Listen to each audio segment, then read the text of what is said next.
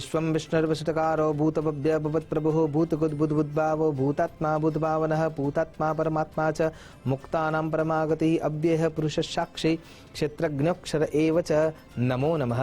તમારા બધાનું સ્વાગત કરું છું આધ્યાત્મિક મહાશક્તિમાં। આજે શ્લોક તમે સાંભળ્યા એ વિષ્ણુ સહસ્ર નામાવલીના શ્લોક છે। તો વિષ્ણુ સહસ્ર નામાવલીનો મહિમા શું છે? ખરા અર્થમાં જો વિચાર કરવા જઈએ તો આપણે સત્યનારાયણ દેવની જે કથા કરીએ છીએ એ કથા અથવા વિષ્ણુ સહસ્રના આધારે જો એમાં પાઠ કરતા હોઈએ છીએ તો આ કથા ખરા અર્થમાં 1000 દિવસ ચાલે। હા, કેવી રીતે? જ્યારે તમે ભગવાનના નામનું સ્મરણ કરી રહ્યા છો અને એ વખતે પહેલું જે નામ આવે છે વિશ્વમ વિષ્ણુર વશટકારો, તો વિશ્વમ જ્યારે નામ આવે છે તો વિશ્વની ઉત્પત્તિ કેવી રીતે થઈ અને ભગવાનનું નામ વિશ્વમ કેવી રીતે પડ્યું એના પાછળની ગાથા છે। અને એ ગાથાના અંદરથી એ ગુણોને આત્મસાત કરવા માટે થઈને 1000 દિવસ સુધી અલગ અલગ નામોના આધારે એની ચર્ચા છે। અને એટલા માટે વિષ્ણુ સહસ્ર પાઠનો જે મહિમા છે એ અલૌકિક છે। તો ખરા અર્થમાં આનો ઉલ્લેખ ક્યાં મળે છે? આમ તો પુરા પર્વના આધારે પદ્મ પુરાણ છે, વિષ્ણુ પુરાણ છે, કુર્મ પુરાણ છે, અન્ય પુરાણો છે। આમાં ભગવાન શ્રીમન નારાયણના 1000 નામોનો ઉલ્લેખ એટલે કે વિષ્ણુ સહસ્ર નામનો પાઠના આધારે ઉલ્લેખ મળે જ છે। પણ જ્યારે યુધિષ્ઠિર મહારાજે ભીષ્મ પિતામહ જ્યારે બાણશૈયા પર સૂતા છે અને મહાભારતના અનુશાસન પર્વના આધારે જો દાન ધર્મ પ્રકરણ જેમાં છે એના અંદર જે ભગવાનની ચર્ચા થઈ છે એના અંદર આનો ઉલ્લેખ પ્રબળતાથી જોવા મળે છે કે ભીષ્મ પિતામહને દાદાને યુધિષ્ઠિર મહારાજ પૂછે છે કિમેકમ દેવતમ લોકે, આ પૃથ્વીમાં એવા કયા દેવ છે કે જેની આરાધના કરવી જોઈએ? કિમેકમ દેવતમ લોકે કિમ વાપ્યેકમ પરાયણમ સ્તુવંતઃ કિમ કર્મચંત માનવા શુભમ, કો ધર્મ સર્વધર્માણામ, ધર્મનું પાલન કરવું છે તો કયો ધર્મ પાલિત કરવો જોઈએ? કો ધર્મ સર્વધર્માણામ ભવતઃ પરમો મતઃ કિમ જપન મુચ્યતે જંતુર જન્મ સંસાર બંધનાત। આ જન્મ અને સંસારના બંધનમાંથી માયાના પ્રવાહમાંથી જો આપણે બચવું છે તો કોનું શરણ લેવું જોઈએ અને કેવી રીતે લેવું જોઈએ એના જવાબમાં ભીષ્મ પિતામહ જવાબ આપે છે સર્વ વેદેશુ યત પુણ્યમ સર્વ તીર્થેશુ યત ફલમ તત્ફલમ સમવાપ્નોતિ શ્રુત્વા દેવમ જનાર્દનમ। એટલે કે ભગવાનના જનાર્દન સ્વરૂપનું, ભગવાન શ્રીમન નારાયણના રૂપનું જ્યારે તમે આરાધન કરો છો ત્યારે કલયુગ કેવલ નામ આધારા, કલયુગમાં ઈશ્વરનું નામ જ આપણને બચાવી શકે છે, એ જ તારક નાવડી છે। અને એટલા માટે દરેક દેવતાઓનું સહસ્રનામના વલીનું રૂપ આપણને ઋષિઓએ આપ્યું છે। એમાં સૌથી પહેલું નામ છે વિશ્વમ વિષ્ણુર વશટકારો। એમાંથી વિષ્ણુ ભગવાનનું જે નામ છે એનો સીધો અર્થ થાય છે વ્યાપક।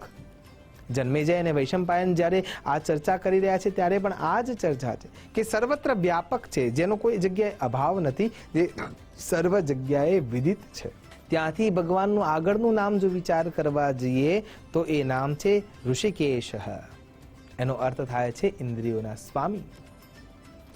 અને આમ પણ જ્યારે ભગવાનને પુષ્પ આપવાનો વિચાર કરવામાં આવે છે તો ભગવાનને જે બીજું દિવ્ય પુષ્પ ગમે છે એ પુષ્પ પણ કયું છે? પુષ્પમ ઇન્દ્રિય નિગ્રહ, સર્વભૂત દયા પુષ્પમ ક્ષમા પુષ્પમ વિશેષત। પણ જે બીજું પુષ્પ છે એ ઇન્દ્રિય નિગ્રહ છે। અને એટલા માટે ભગવાને કુર્મ અવતાર લીધો છે અને કુર્મ અવતાર લઈને એ સમજાવે છે કે ઇન્દ્રિય નિગ્રહ કરવું જરૂરી છે। તમારા આજુબાજુમાં પાપ કર્મ થતું દેખાય છે અથવા તમે એના અંદર આલોડિત થાઓ છો, તમારા મનના કોણે ખૂણામાં જો એવો કોઈ પાપ કર્મ વિચારમાં આવે છે તો તમારે તમારી જાતને સંકેલી લેવી જોઈએ। અને એટલા માટે જ આ વિચાર પ્રબળતાથી વિષ્ણુ સહસ્ર નામાવલીના આધારે આપણને સમજાય છે। ભગવાનનું એક અદ્ભુત નામ છે ભૂતાત્મા। તમામ પ્રાણી જીવોના અંદર જે ભૂત રૂપે એટલે પંચમહાભૂતો રૂપે જે તત્વો રહેલા છે એના આત્માના કેન્દ્રમાં કેવળ ભગવાન નારાયણ છે। ભૂતાત્મા ભૂત વાહન, અને એટલા માટે ભૂત વાહન છે। ક્રિયા રૂપે ભગવાન સતત આપણને ચલાવે છે। રસો વૈ વિષ્ણુ, દરેક પ્રકારના રસના અંદર વિષ્ણુ ભગવાન છે। તો શરીરના અંદર પણ રસો છે જ, જે રક્ત રૂપે વહી રહ્યા છે, જે મજ્જાને સાચવી રહ્યા છે, જે ધબકારા રૂપે ધબકી રહ્યા છે, જે પલકારા રૂપે પલકિત થઈ રહ્યા છે, જે શ્વાસ રૂપે આંદોલિત થઈ રહ્યા છે, આ પ્રત્યેક ક્રિયાઓ સ્વતઃ ચાલે છે। અને સ્વતઃ ચલાવનાર કોણ છે?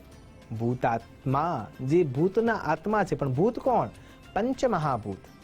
કો ધર્મ સર્વ ધર્માણમ. તો એ ધર્મ સાચવનાર કોઈ હોય તો એ કેવળ અને કેવળ ભગવાન શ્રીમન નારાયણ છે. અને એટલા માટે વિષ્ણુ સહસ્રનો પાઠ કરવાથી મુક્તિ મળે છે, ભુક્તિ મળે છે, તમામ પ્રકારની માનસિક ઈચ્છાઓ પૂર્ણ થાય છે, યથેચ્છ ઈચ્છાઓ પૂર્ણ થાય છે, પુણ્ય બળ મળે છે અને ખરા અર્થમાં જગતના પરિભૂત થઈને પરમાત્મ જગત સુધી પહોંચવાનો માર્ગ મળી જાય છે. એટલા માટે વિષ્ણુ સહસ્રના ફલશ્રુતિમાં જ્યારે વિચાર કરીએ તો પણ આપણને સ્પષ્ટતાથી એના અંદરથી સમજાય છે કે યસ્ય સ્મરણ માત્રેના જન્મ સંસાર બંધનાત, જેના સ્મરણ માત્રથી જન્મના સંસારનો બંધનમાંથી તમને મુક્તિ મળી જાય છે. વિમુચ્યતે નમસ્તસ્મૈ વિષ્ણવે પ્રભ વિષ્ણવે. આ ભીષ્મ પિતામહના શબ્દો છે. એટલા માટે એનું આરાધન નામ માત્રથી આપણે કરીએ છીએ. ભગવાનનું એક નામ છે અમાની. એનો સીધો અર્થ થાય છે કે જે માન અપમાનથી પરે છે.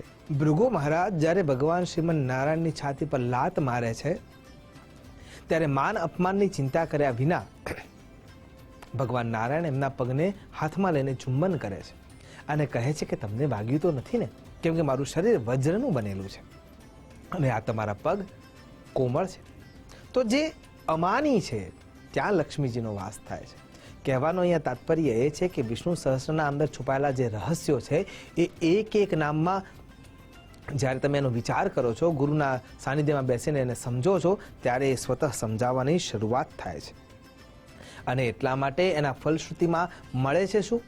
સર્વ વેદેશુ યત પુણ્યમ સર્વ તીર્થેશુ યત ફલમ તત્ફલમ સમવાપ્નોતિ શ્રુત્વા દેવમ જનાર્દનમ. જે વેદોએ કહેલું જે પુણ્ય છે એ સર્વ વેદેશુ યત પુણ્યમ સર્વ તીર્થેશુ યત ફલમ, જે તમામ તીર્થોના પરિપ્રક્રમાના અંતે અથવા તમે ત્યાં જઈને જે પૂજા વિધિ વિધાન કરો છો એના અંતે જે પુણ્ય ફળ મળે છે, શ્રુત્વા દેવમ જનાર્દનમ, એ કેવળ અને કેવળ વિષ્ણુ સહસ્રના પાઠના આધારે મળી જાય છે. એટલા માટે એની ગાથા મહાન છે.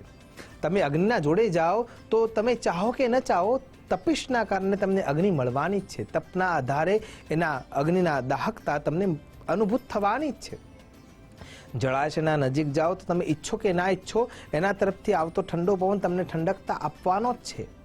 ખેતરના અંદર તમે દાણો સીધો નાખો કે ઊંધો નાખો એ ઉગવાનો જ છે. એમ જાણતા અજાણતા, ભાવથી કભાવથી, મનથી અથવા વાણીથી અથવા કેવલ શ્રવણ માત્રથી આ નામ સ્મરણનો આધાર લેશો તો ભક્તિનો છોડ મોટો થવાનો જ છે અને એના થકી જીવન ઉદ્ધરિત થવાનું જ છે. આશા કરું છું ભગવાન શ્રીમન નારાયણના વિષ્ણુ સહસ્રના પાઠ કરતા કરતા